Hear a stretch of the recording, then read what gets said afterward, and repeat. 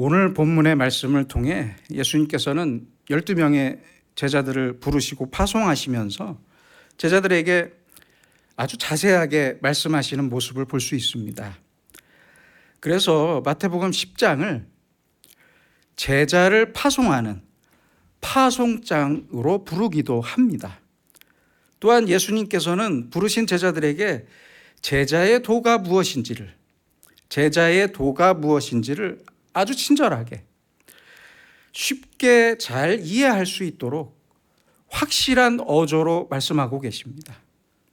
이 10장의 말씀을 잘 이해하면 당시의 제자들뿐만 아니라 오늘날에도 하나님의 제자인 우리가 어떤 목적과 어떤 자세로 어떻게 살아야 하는지를 잘 알 수 있고 그 결과가 무엇인지를 아주 확실하게 알 수 있습니다.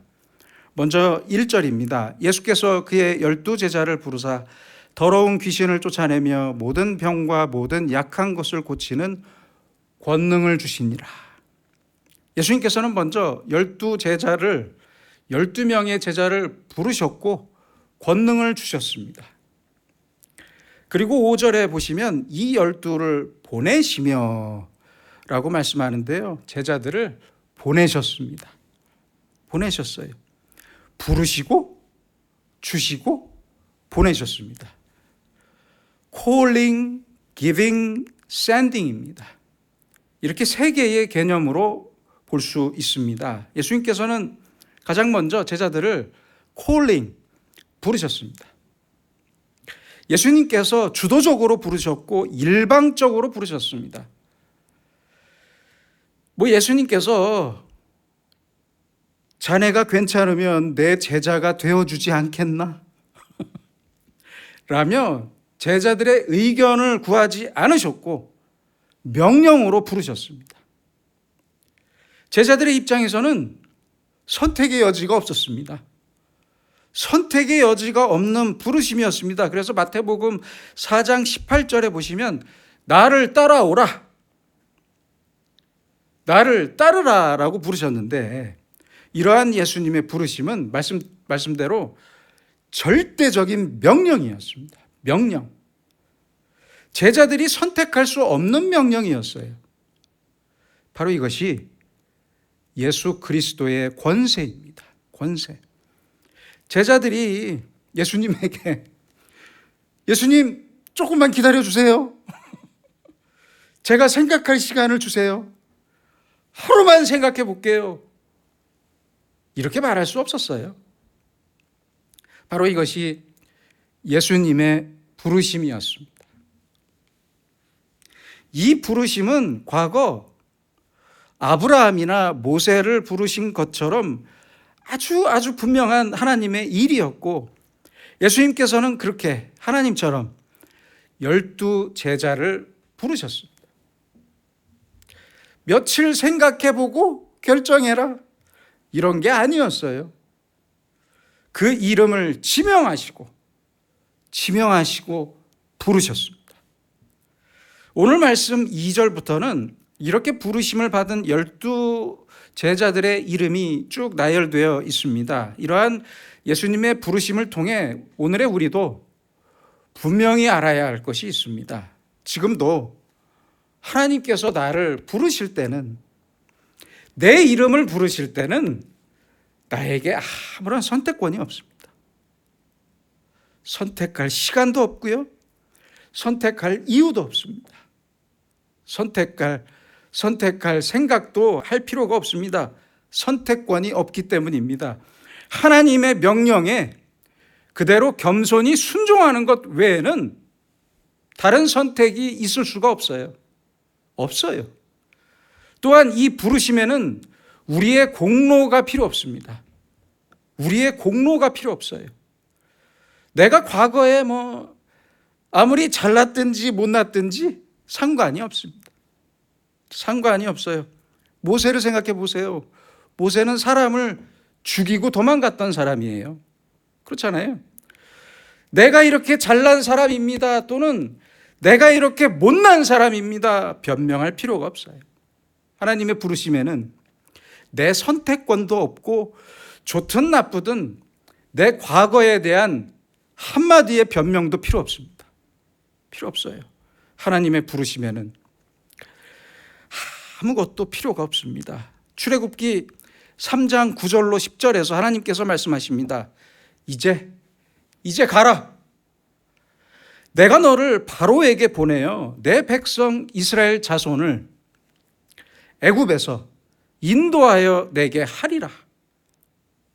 이러한 부르심에 모세가, 글쎄요, 제가 좀 생각 좀 해볼게요.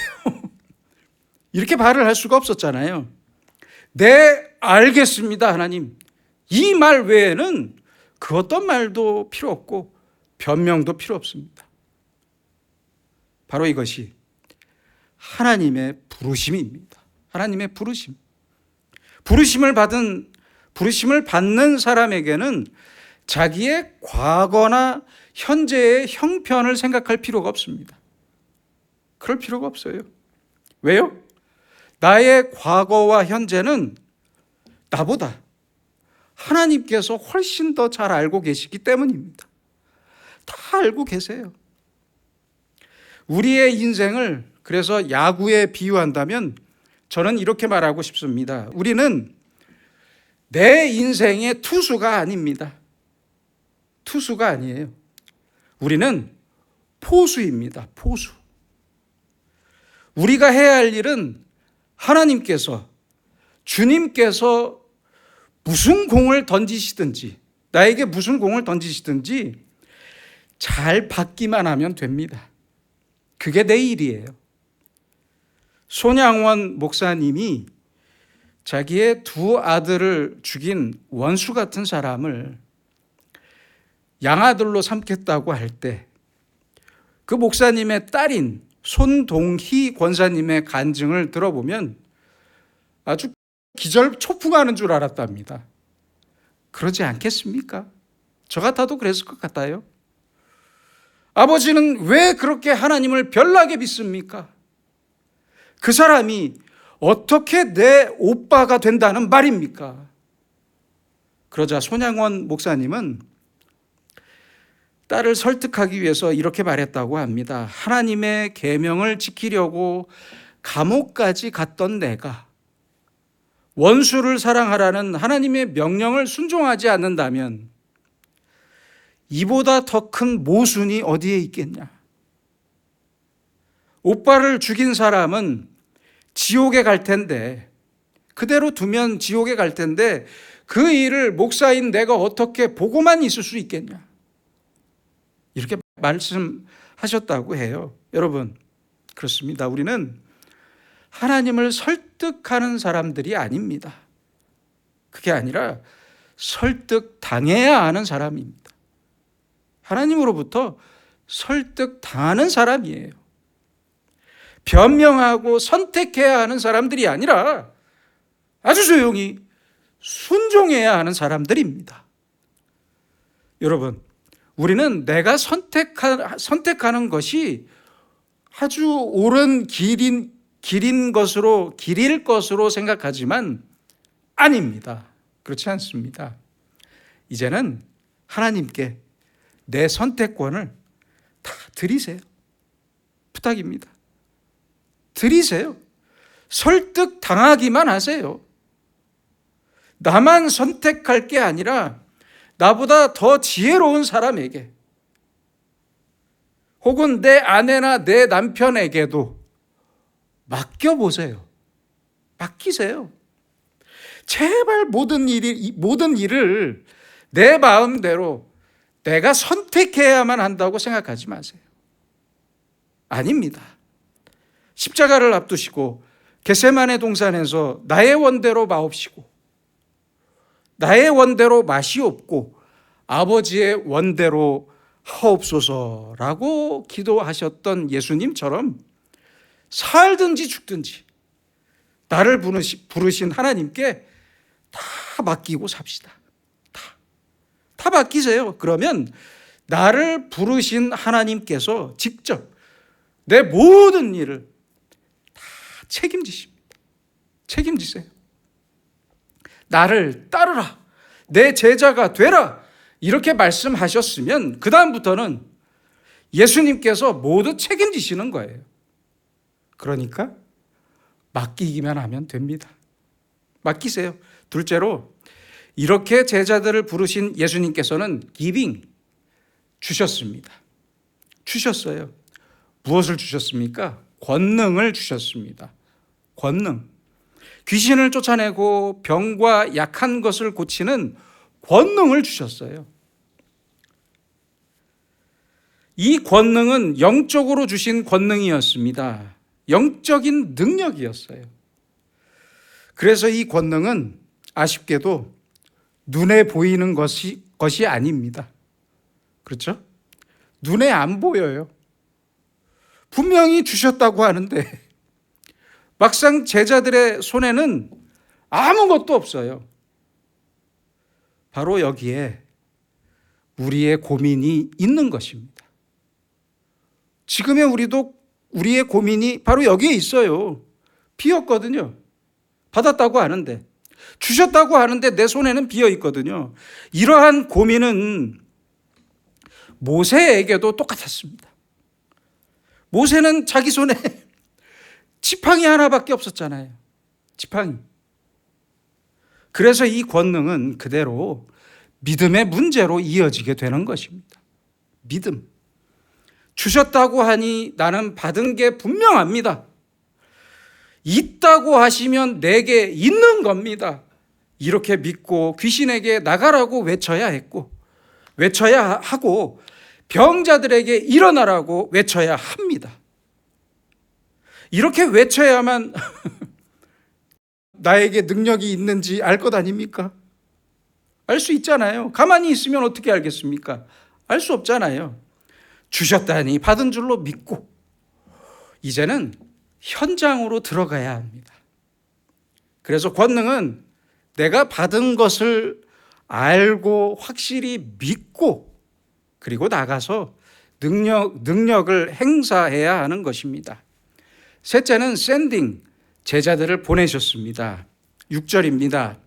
이스라엘 집에 잃어버린 양에게로 가라라고 말씀하십니다. 가라고 하셨으니 이제는 가야 합니다. 머물러 있을 시간이 없어요. 가라면 가고 만나라면 만나고 거저 주라면 거저 줄 뿐입니다. 그뿐이에요. 왜 가야 합니까? 왜 만나야 합니까? 왜 줘야 합니까? 그것도 왜 거저 줘야 합니까? 묻지 마세요. 그럴 필요가 없어요. 저기 말고 예수님이 가라고 하시는 그곳 말고 여기부터 가는 게 좋을 것 같습니다. 저 사람은 정말 못된 사람입니다. 저 사람은 절대 예수 믿을 사람이 아닙니다. 저 사람은 제 원수입니다. 이런 말 하지 마세요. 그런 말 하는 게 아닙니다. 그런 말 해야 할 시간이 아닙니다. 이스라엘의 원수였던 로마 사람들에게도 복음을 전하라면 전해야 합니다. 모든 사람이 거들떠보지 않는 사람이라도 하나님께서 만나라면 만나야 합니다. 모든 사람이 원수처럼 생각하는 사람이더라도 거저 주라면 거저 줘야 합니다. 가라고 말씀하시는 대로 내가 가야 합니다. 사명자는 그래야 하는 것입니다. 7절입니다. 가면서 전파하여 말하되 천국이 가까이 왔다 하고, 천국이 가까이 왔다고 외치라는, 선포하라는 명령입니다. 예수님의 명령이에요. 왕의 명령을 전령이 대신 선포하는 것처럼, 그렇죠? 주님께서 말씀하신 그대로 가감 없이 그대로 전하라는 말씀입니다.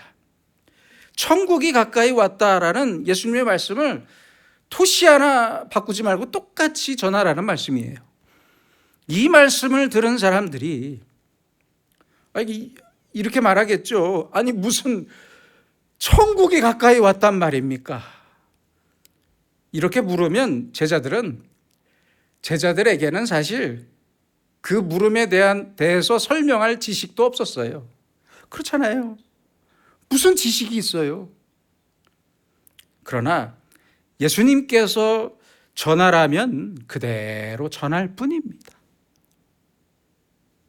또한 8절입니다. 병자들을 고치며 죽은 자를 살리며 나병 환자를 깨끗하게 하며 귀신을 쫓아내되 너희에게 준 그 권능으로, 너희가 받은 그 권능으로 이제는 사람들에게 봉사하라는 말씀입니다.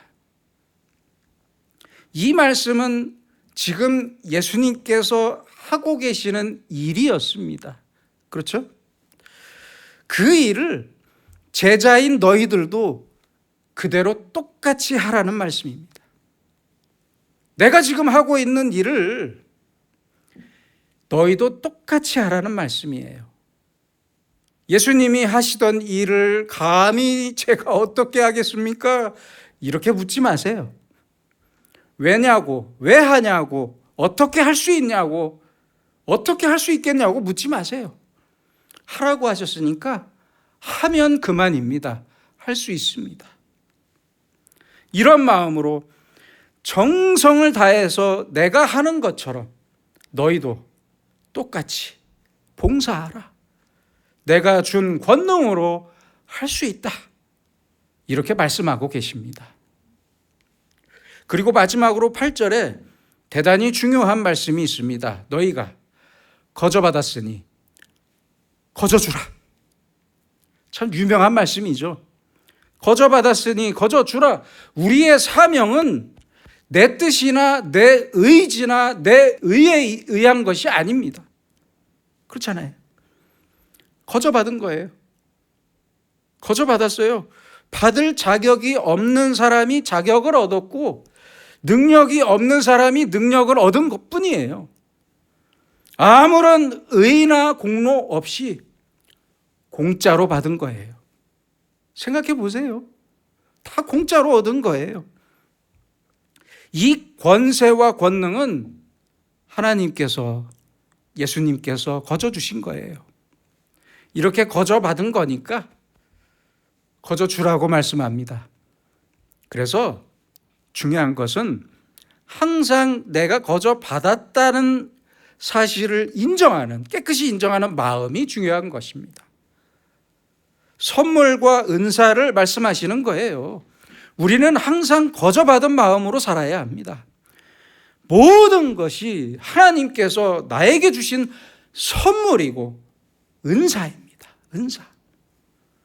지금 나에게 있는 모든 것은 하나님께서 주신 소중한 선물입니다. 선물.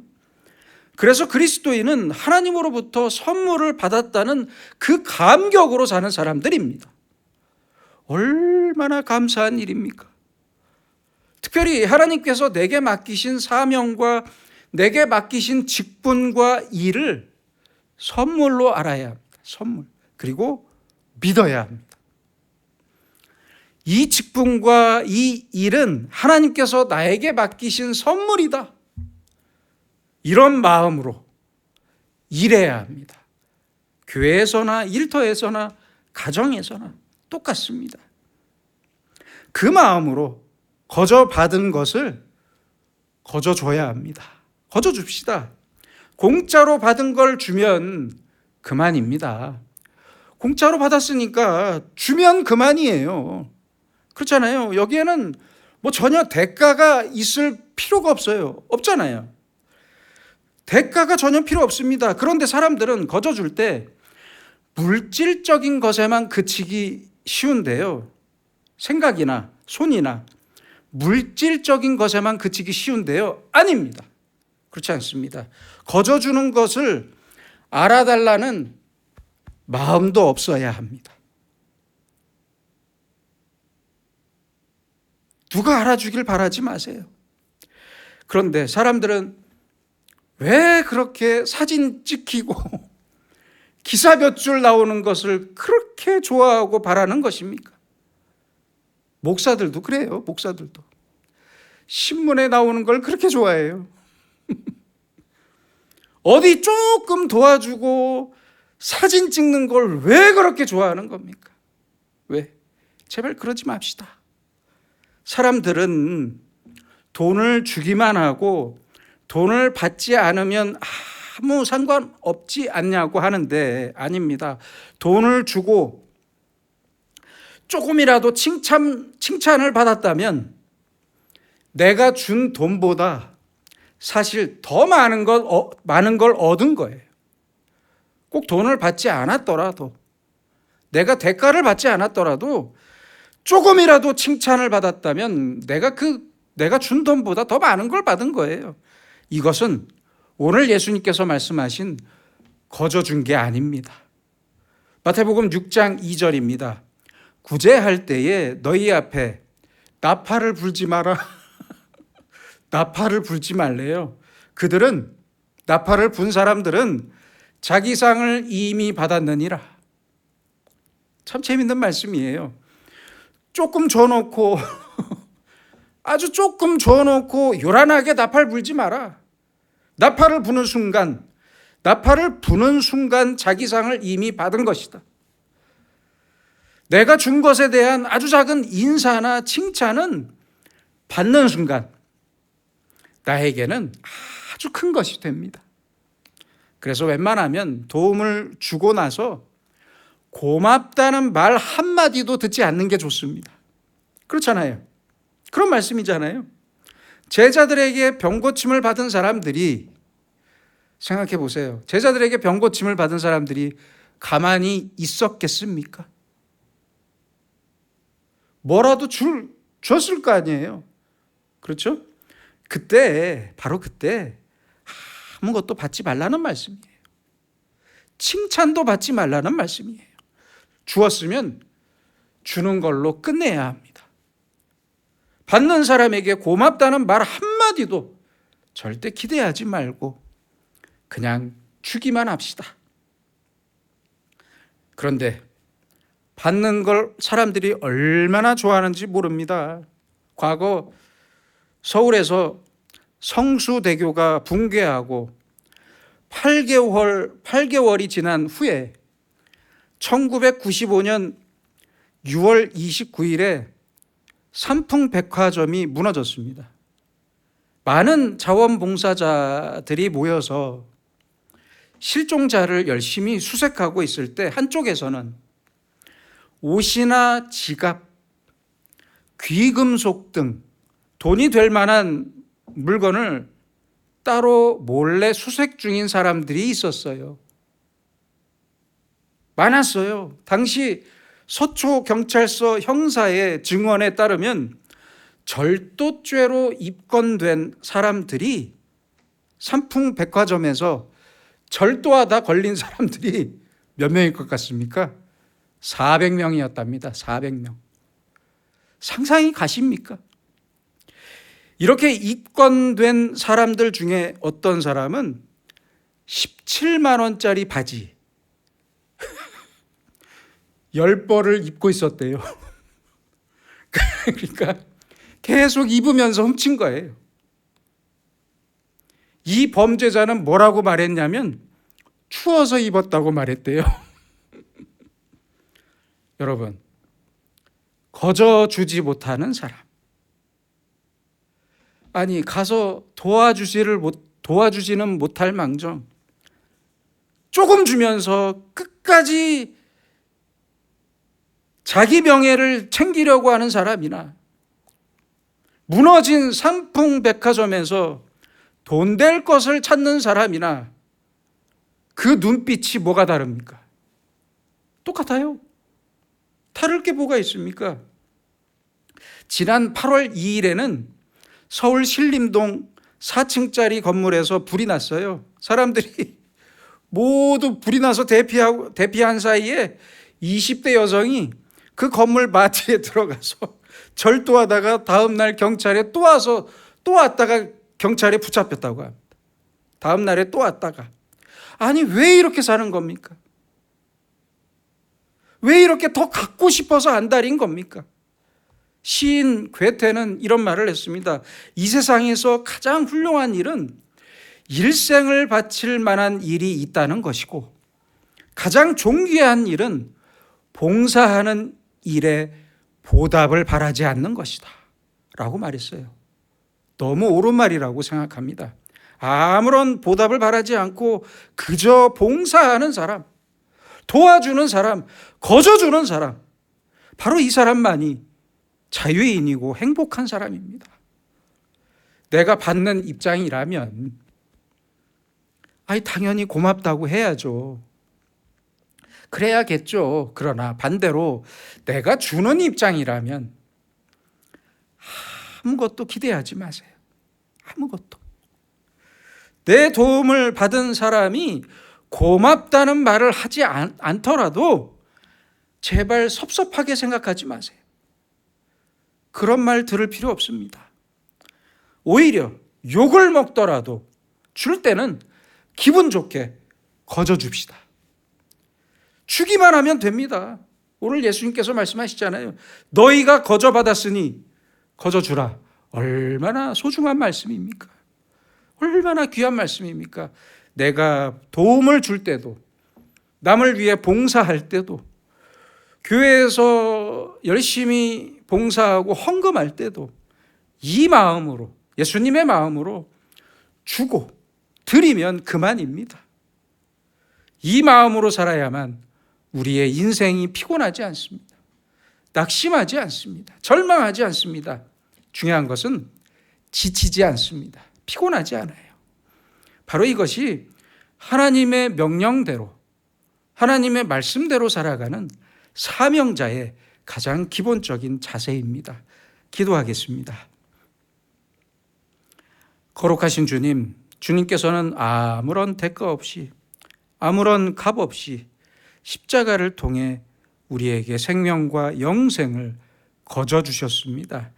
이 크고 놀라운 은혜를 우리가 무엇으로 어떻게 갚을 수 있겠습니까? 다만 이제부터라도 주님의 말씀대로 거저받은 것을 거저주며 살게 하옵소서.